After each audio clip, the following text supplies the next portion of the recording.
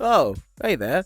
You've caught me in the middle of I was doing. No, I'm gonna be honest. I wasn't doing a whole lot. This coffee machine there. Crazy, right? No, it's the fish. That's a lot more crazy, I think. Hey, so do you like anime? Do you like games that have the most vague notion of completing them? Have you not seen your dad in years? Do you like anime? If so, I got the treat. I got the treat for you. Why don't we why don't we relocate for a sec, huh? Ugh. Oh, hey, fishy. All right, game time. All right, today we're talking about Elin. I've been playing it on and off for the better part of a couple of months. Got about 100 or so hours in it. This is one of those games where you can get like a shit ton more, but I haven't. I'm here playing. I'm here making this. I'm pretty keen to tell you about it. I think it's actually kind of a hidden banger, a bit of a gem, if you would. I think it's pretty sick. Disclaimer though, before going forward, it's the early access game. It's viciously incomplete. It's not done. It's not done. It's not done. So anything shown here is not final. It's not complete. In fact, the footage you might be seeing maybe around here-ish, a bit on the old side, a couple of months old. I've been sitting on this for a bit. I haven't actually got off my ass to do anything about it. But we're here. We're finally here, sitting here in this in Blue Town, with the fishies. The fishies. I'm going back to this style. I think this is cool. I like this. This is a vibe. This suits me well. I should also mention before we start that Elin, I think, is like story-wise a prequel, but is like a technical sequel. The prior game being called Alona, I think. I have to fact check. Future me put thing here.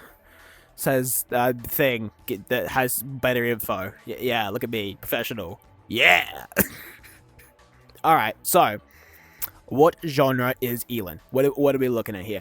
Well, this is another indie game soup where is like where listing off the genre is like really a short isekai title nowadays. Let me go through the list. It's a single player, open world, sandbox, roguelike, dungeon crawler, JRPG with procedural generation, a 2D art style, and permadeath. Fuck, that might be worse than an isekai title. That's probably not even all of them. You could probably like micro cut it up a little bit more, but I don't want to do that. That sounds like a pain. As you can imagine from a descriptor like that, Elin's a bit of a. It's one of those games. You know, you got that friend who's in the corner. It's like, hey, what are you doing? What are you playing, Sonny? And you ask your friend this, and you end up making a horrible mistake as he proceeds to ramble about the game for 3 hours. This is one of those. This is your final warning to escape. Just kidding, you're stuck now. I command that you stay. You're not allowed to leave. No. According to me, I guess. Love the confidence today. We're feeling real confident today. I've written down that I've called this Pathfinder for weebs, but it's kind of tabletop-y RPG, but not. It's not a tabletop RPG, but it's got the vibe, kind of. It's hard to describe. I've just called this Weeb Finder. Let's be fair though. If someone has this in their Steam library, right? Probably a weeb. Just letting you know. You go to their Steam library, they have this. They got some weebish tendencies. I'm telling you now. All right, we should probably actually talk about the game in that game. Talking about. So you got the title screen. It's real pretty. It's a castle. This is a Zelu on it, right? Wonderful. Upon hitting new game, you get hit with the BAM, the character sheet. We all love the character sheet.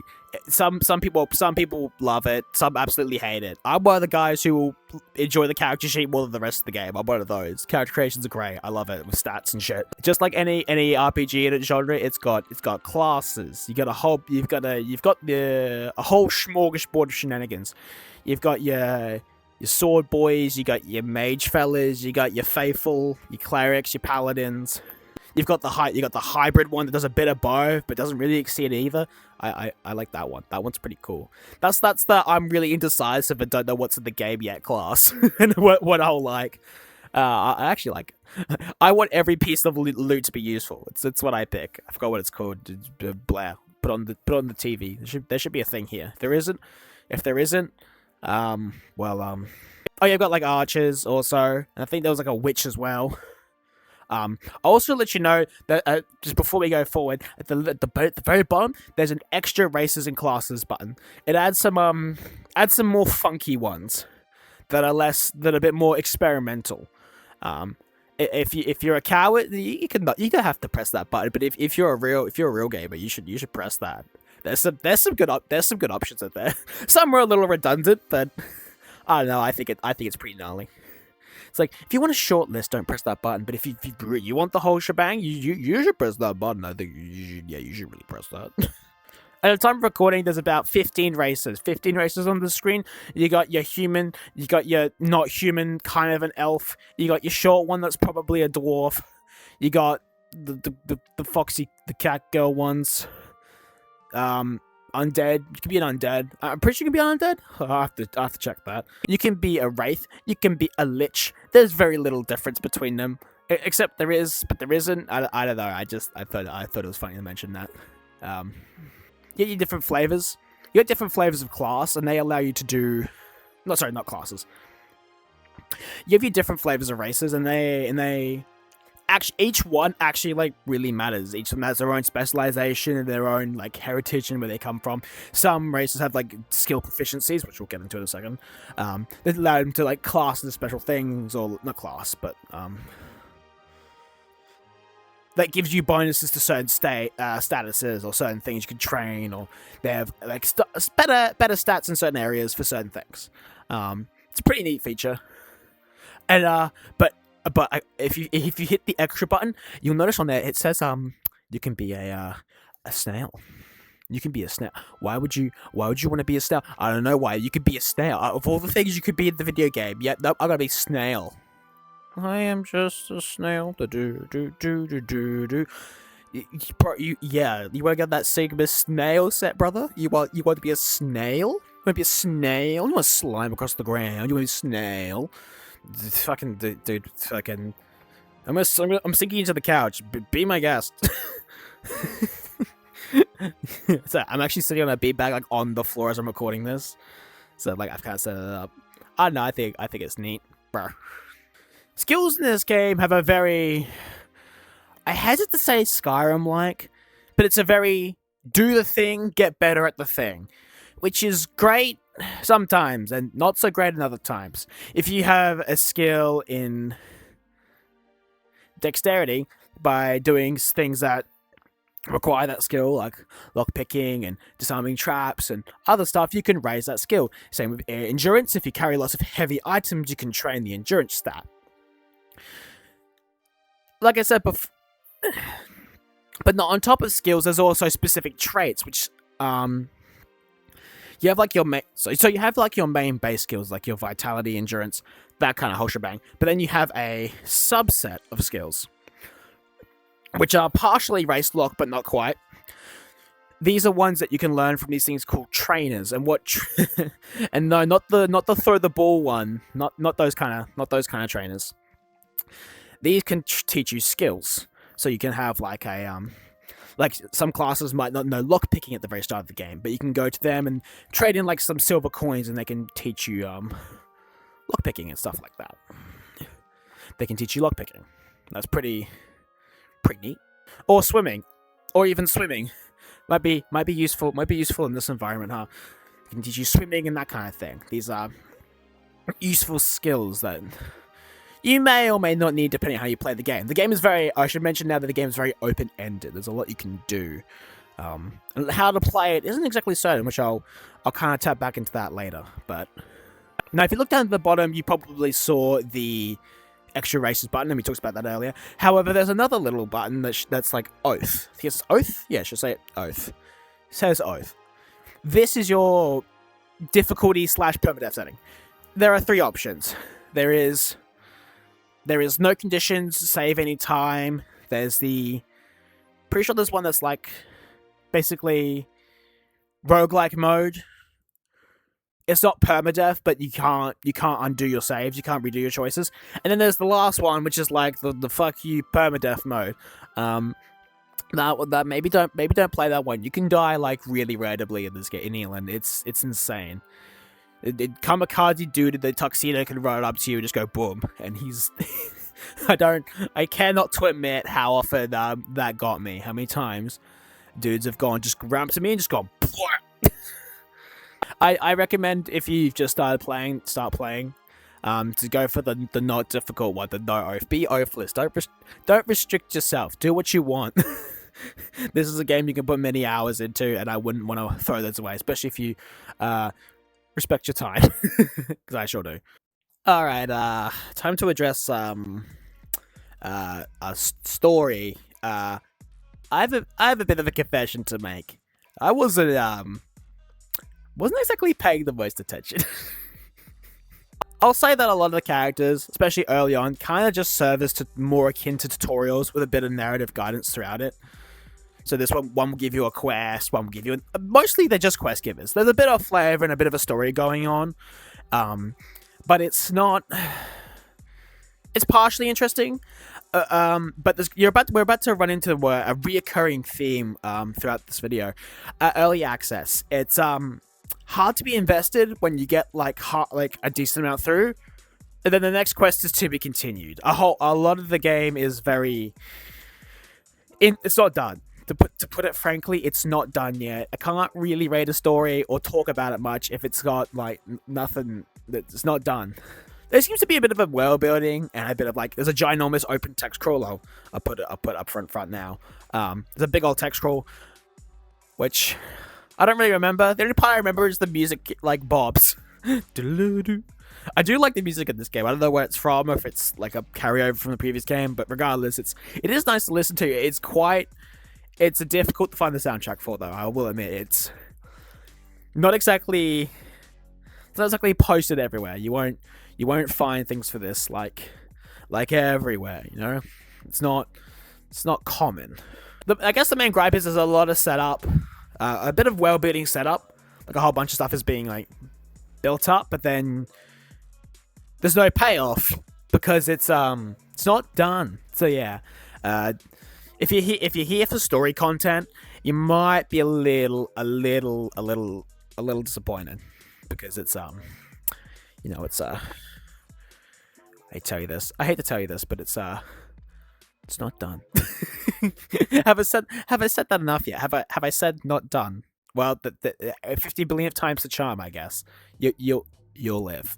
However, I will mention this dude with blue hair, and he helps you run your town, which I'm slightly spoiling ahead a little bit. But he's got flower debt. I don't.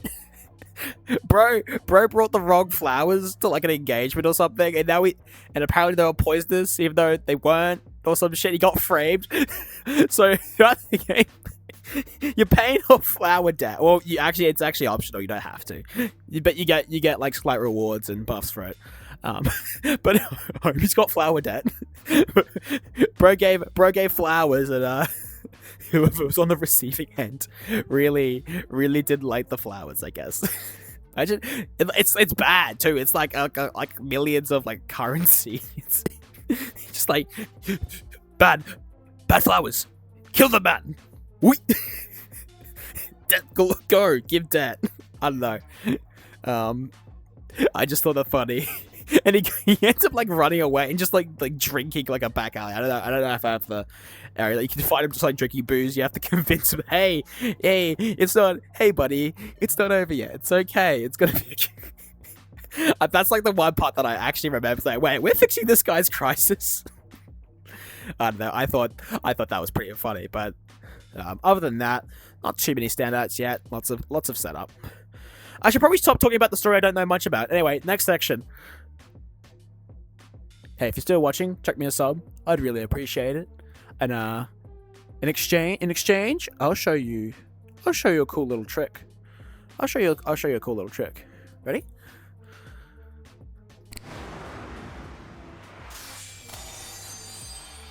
Hey, what do you think of that? What do you think of that? Come on, was that worth it? Was that worth it? It probably wasn't, but I'm gonna pretend it was. Shh. No thinky, no thinky. No thinky, only empty brain. I'm gonna leave. You know what? I'm gonna leave this on. Makes it more interesting. All right. So after creating your character, you'll be dumped into this little dirt area. You'll be dumped to this little dirt area. And it's it's a little barren. It's a little barren. It's not. There's literally rocks and dirt and trees and a little puddle to the side.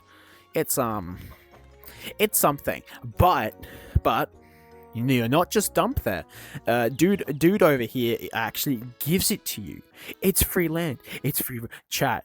It's free real estate. It's free. It's free real estate. You don't get that in today's economy. That's crazy. Ah. Elin, surprisingly enough, despite the whole RPG character creation stuff at the start, it's a bit of a town builder.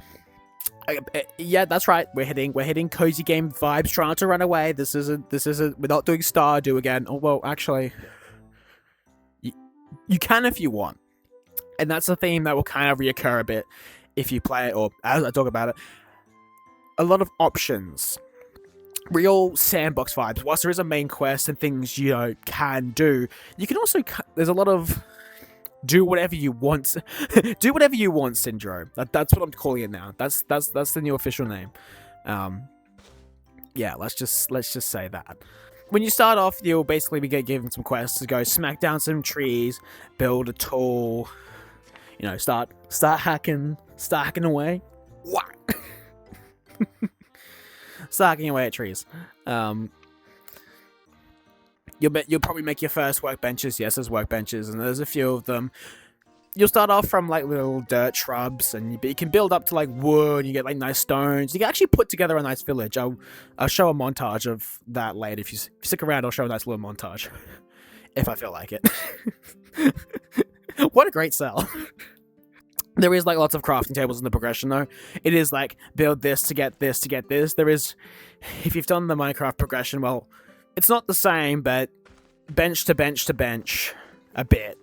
I guess that's not like Minecraft. There's only one crafting table in Minecraft. Oh, I don't fucking, yeah, I don't know. Ah, so you know how I said you get free land earlier? Well, I might have, the land itself is free, but there's an agenda. I heard you like taxes. Yeah, there's taxes. You don't get this land for free. You gotta work it. You gotta earn towards something, right? But it's not too bad. It scales with your town. So the bigger you build your area, your little base, like the basically if you get more stuff, more people, you can also recruit people. The bigger it gets, the more you end up paying, which is if you go do dungeoning or get like a decent income source, you can. It's not too bad. Honestly, just finding a way to pay it off. Oh, just actually delivering it, because you actually have to deliver like the little tax pamphlet to like one of the towns, which I didn't put that in the script though, but I'll talk about that later. Honestly, it's kind of gnarly. In your town, you can actually like recruit people. So whether there's a main bulletin board you can go to, and there's like a big list. There's like a big old list of people you can recruit. You generally just buy them with gold. You can also convince people you meet to join you using like your charisma stat if you put a lot into that, which can also be your party members and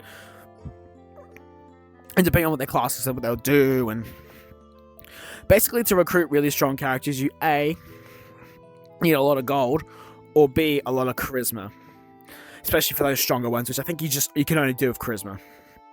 I think. My memory's a little foggy. As it always is.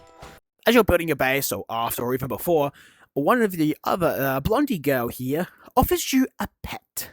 A pet, you say? Oh, a wonderful companion to follow my journey along. It could be a dog. It could be a cat. It could be a bear. Or it could be a little girl. Yeah, we're getting to that part now.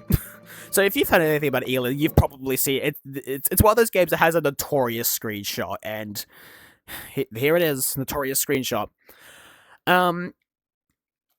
let's just say it falls under the magical girl vibes, and leave it at that. The game calls her little girl, but the one I got was 28 years old. So like little girl in like in elf years. Yeah, this game has a thing about that. I might bring that up later. There's a certain character that's really funny. That's quite it's quite amusing.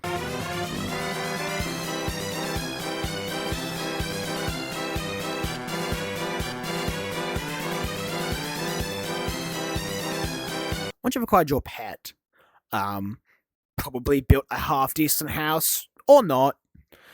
You're sort of ready to venture out into the world and leave your little cove, entering the world map.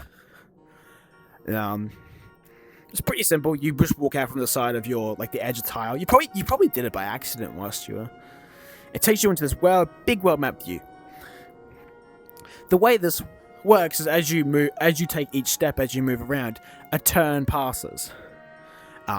Everything in the world is kind of like a turn. So when you walk, a turn. When you do an attack, a turn passes.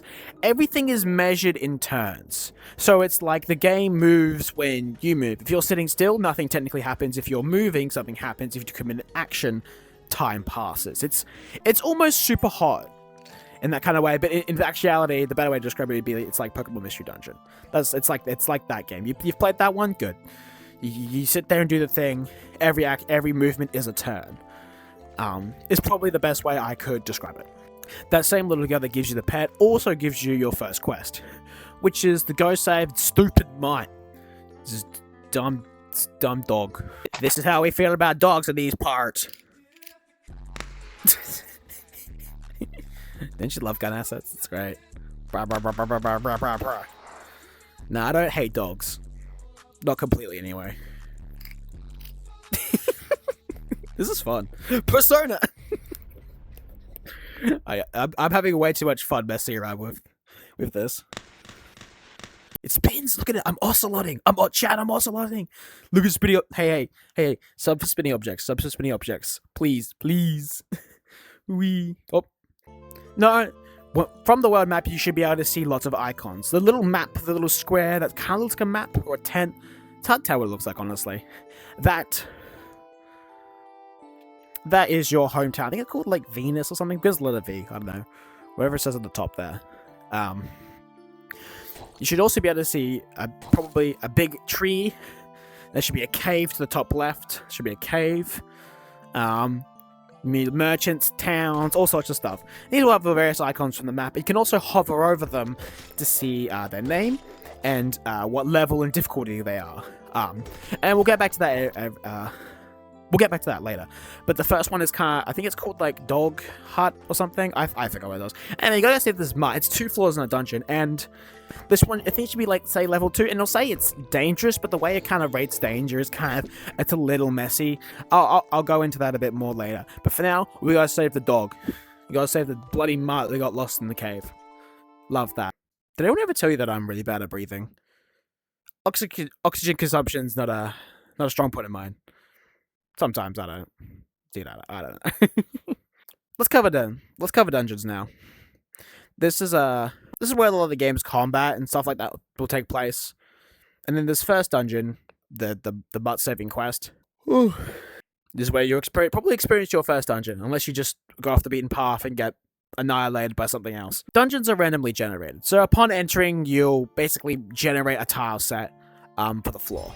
Once you've entered the dungeon, it's kind of half set, semi set. So like the first floor will be the same, but then if you only do half of it and then come back later, that lower floor might regenerate. How it exactly works, I don't know 100%, but basically once you complete the dungeon, it'll be set. But until you do that, you can kind of like half go in and out of dungeons and kind of reset them. It's weird. I haven't experimented enough. I've just been kind of going through, completing them, getting the end loot, and getting out. Because the end loot you get at the end is generally a lot better than whatever you'll get at the start of the quest. As I explained before, everything's a turn. So as you go down each floor, as each step you take in the dungeon, enemies and other things will move around the dungeon to kind of attack you. Like I said, Mystery Dungeon is probably the best comparison I can make to that. But it's wow, how informative. Yeah, it's thing is thing. we're really on a ball today, eh? How your first experience in a dungeon will go kind of depends on what you pick.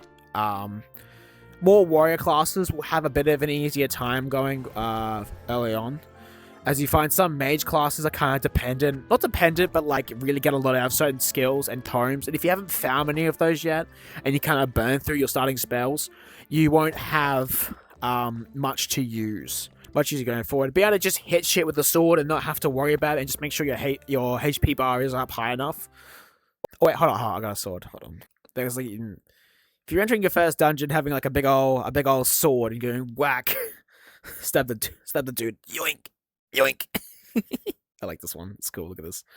Skadoosh. Can you get a good angle? Yeah. Look at that. Look at that neat sword. Oh. I also forgot to mention feats and skills earlier on the character sheet when you level up after doing certain things. I like to pick from like feats and skills. Mages really like this one that basically allows you to gain spells when you sleep. That's a pretty good one.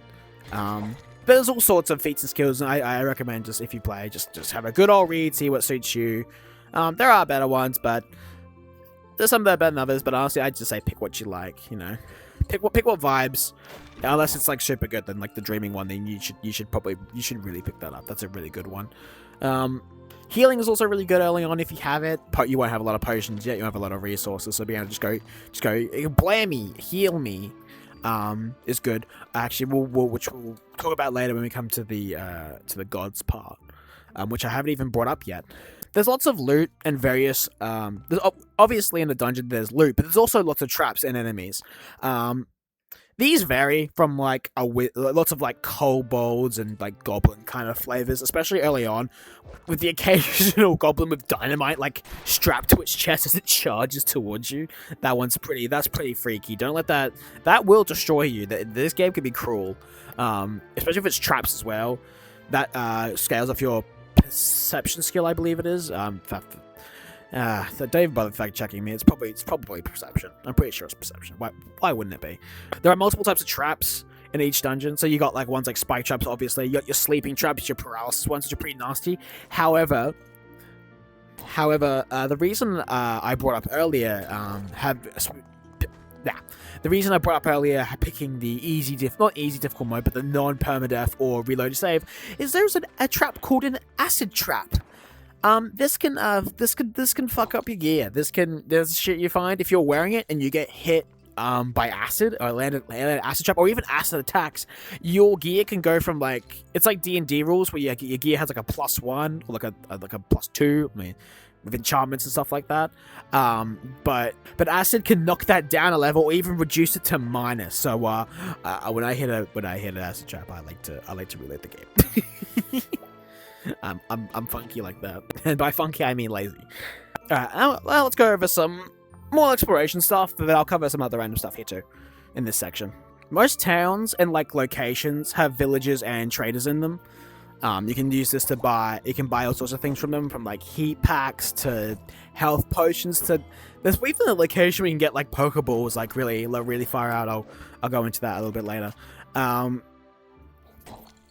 You can even capture monsters with like with like a Pokeball. It's honestly, well, legally distinct. Shh, don't tell Nintendo.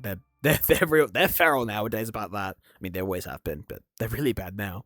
There's a village north of the starting area, a little trading caravan. You can go there. There's a trainer there. They'll teach you, I think, like lockpicking and endurance and a couple other skills, which you spend silver coins on. It's a separate currency for training skills, so you can't just pump money into it and get it. You need like a separate currency, which I'm guessing is kind of a bit of a balancing restraint. So you don't just like get rich, buy stats. It's not quite that simple. It's a little.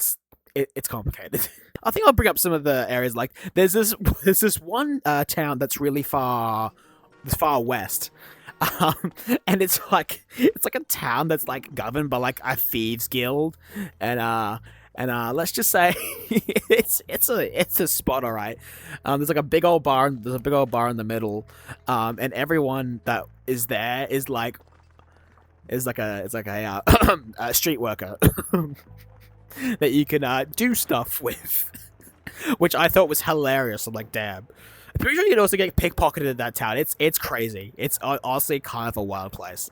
I swing past there every now and again. I'm like, what? How does this work? It works. I don't know how, and you know, I don't want to know. It's like Pleasure District gone wild.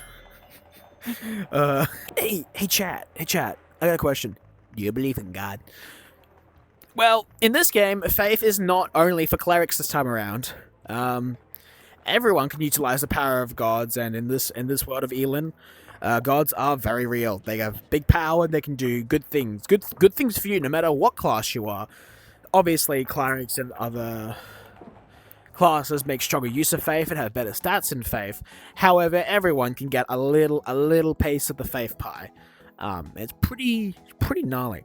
If you go far enough north, I think this is area called like the Peace Isle or something, and it pretty much has every, in quotation marks, every statue of each god.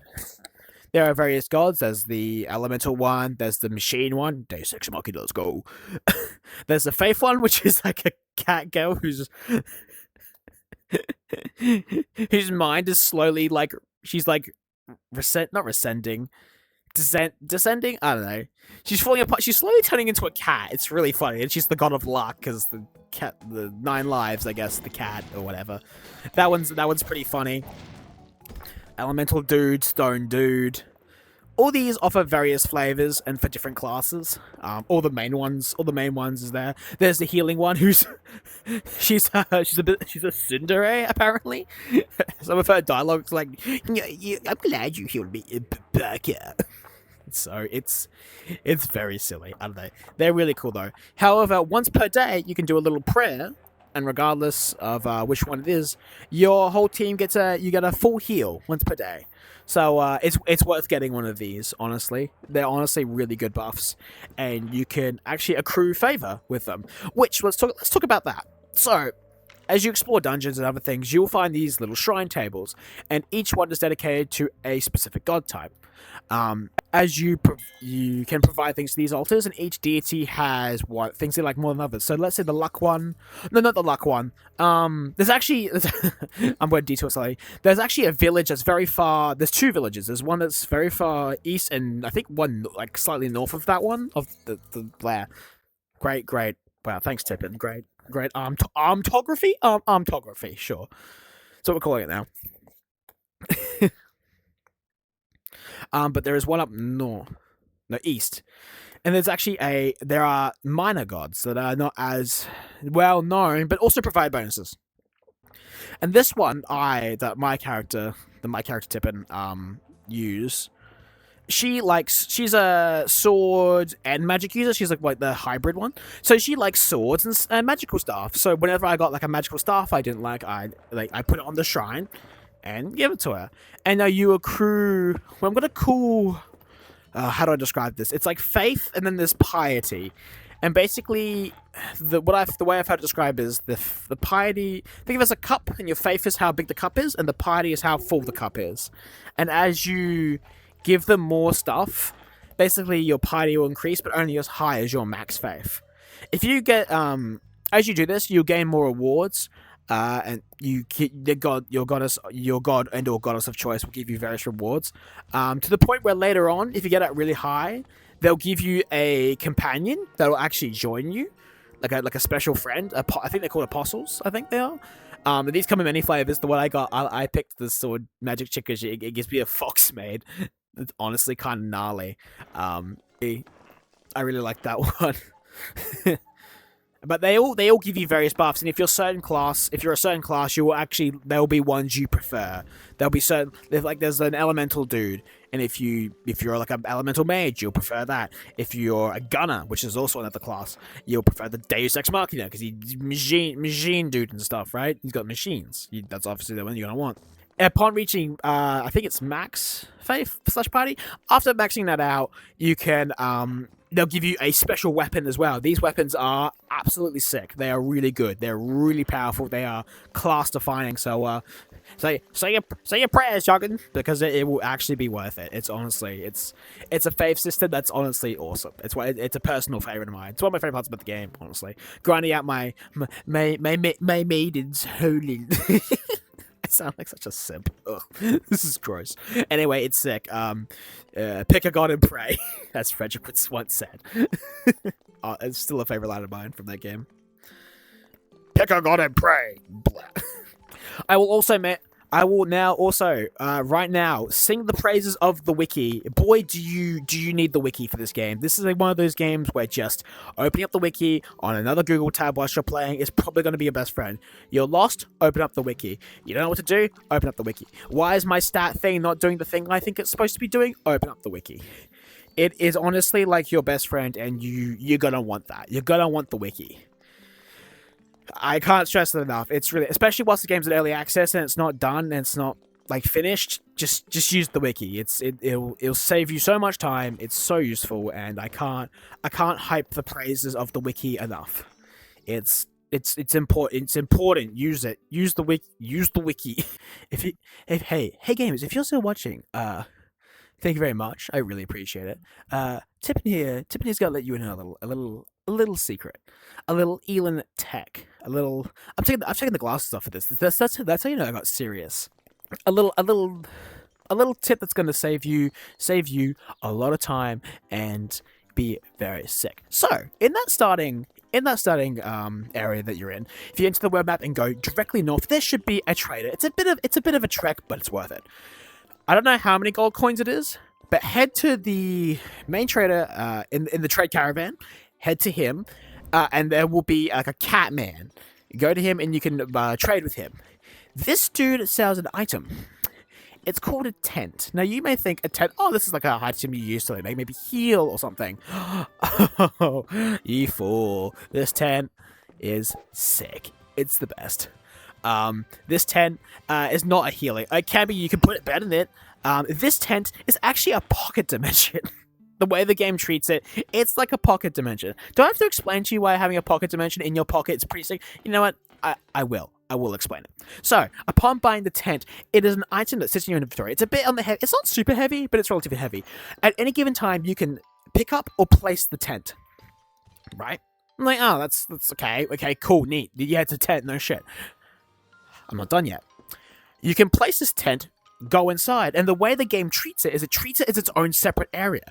But when you pick up the tent, it is the state of whatever's in the tent is saved, and you can put pretty much any. I think you can literally put anything inside the tent, from a bed to chests to various items. And it's like, well, does it count the weight? And yes, it does actually count the weight of the items inside the tent.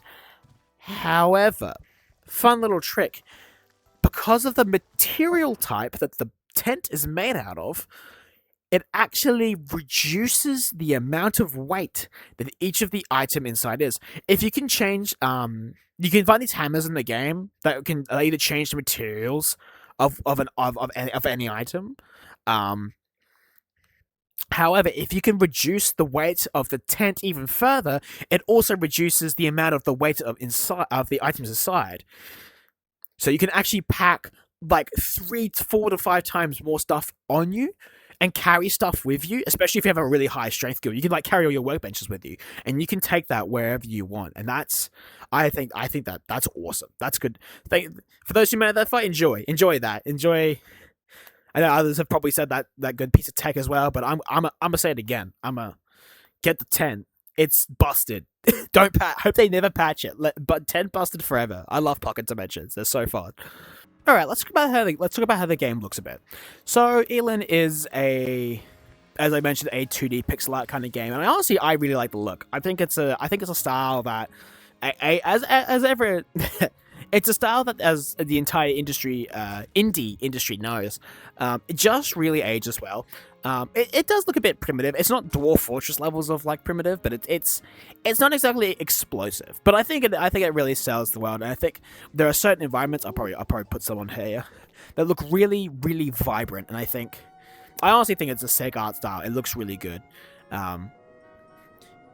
I'm sure from what I'm assuming is a bit of a smaller dev team, having a simpler art style really allows them to kind of just update shit more often. Also, they mentioned this game gets like patches like every day. I mean, half of them are translated by ChatGPT, but they're pumping these out so often. It's like patch.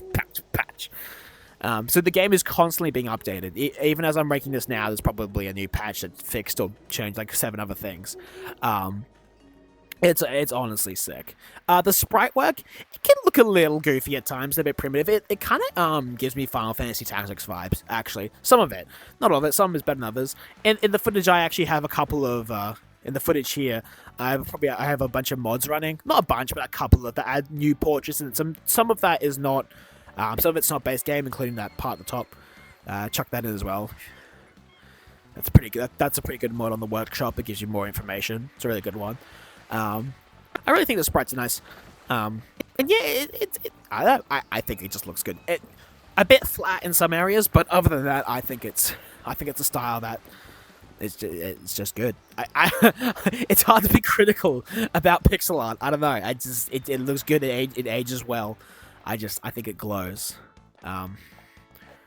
Really nicely. But I will say that the game, it has a very forced diagonal perspective, so occasionally items like in corners can get like a little lost in the terrain, which can be a little annoying to navigate. But other than that, I don't know. I think it slaps, dude. I think it pops.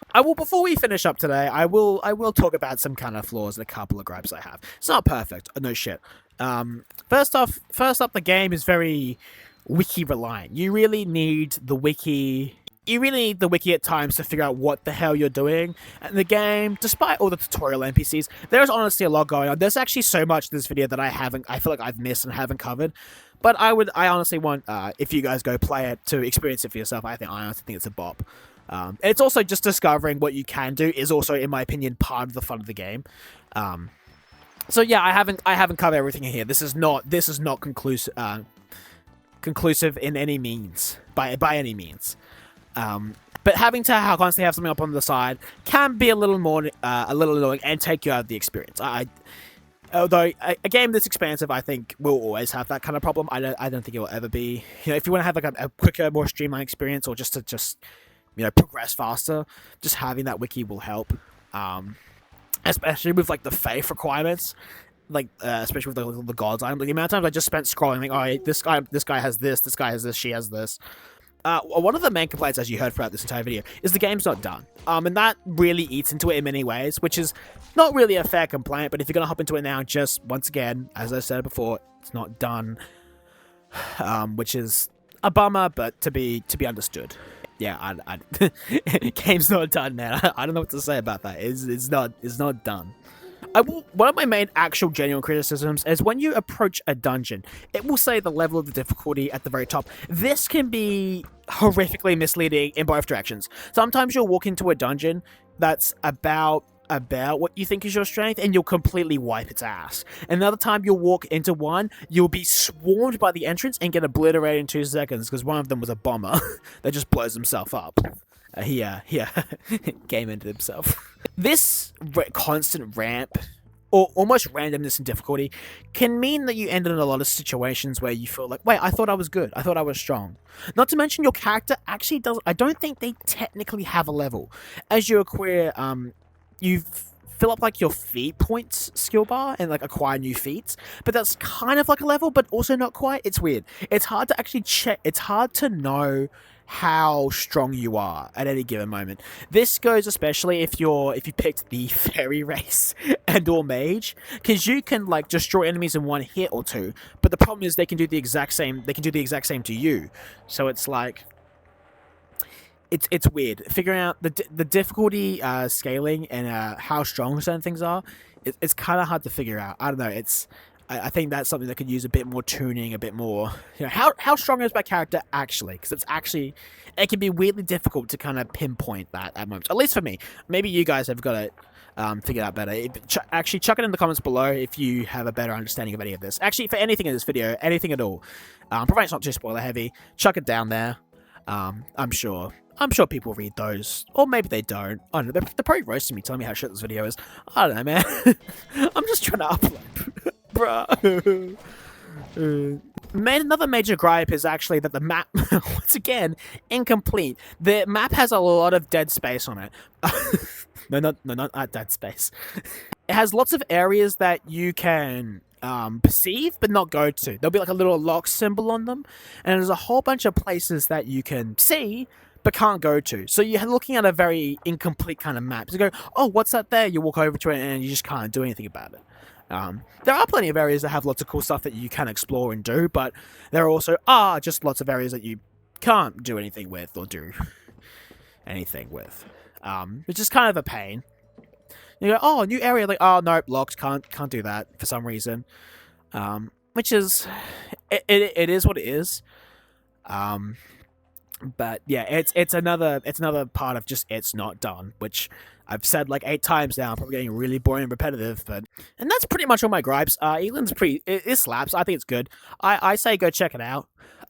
Before we go, I'm gonna put on screen now a montage of people's various bases that they've made. People with a town building and all that stuff can actually achieve like lots of stuff. You can make all sorts of stuff. It's really cool. You can also get lots of companions, and this is also like a nice little teaser of the stuff you can do in the game. I honestly think it's worth a shot. If any of this interests you whatsoever, please give it a shot. It's on Steam. It's pretty cheap, constantly being updated. I think this is a gem. This is a gem right here. A pixelized gem. All right, everyone. Thanks for watching. I hope you like this style. This is This is very similar to what I did with the Gundam Breaker 4 video ages ago, which, funnily enough, I didn't even end up playing that much.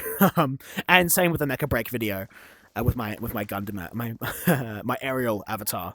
But I think this is cool, and I might just jump to various worlds and record like this from now on. So if you like it, put in the comments. I think this is a fun style.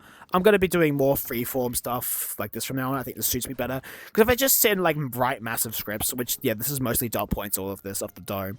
But if you enjoy it, let me know. What would you like to change? What would you like to see? Just don't be a dick about it. You know how it goes. But everyone, thanks for watching. I appreciate it. You got this far. Very epic. I think this is actually going to be a bit of a long one, which is long. My quest is about to die for reference, so I think I've made this long enough. But toodaloo. See ya. Bye.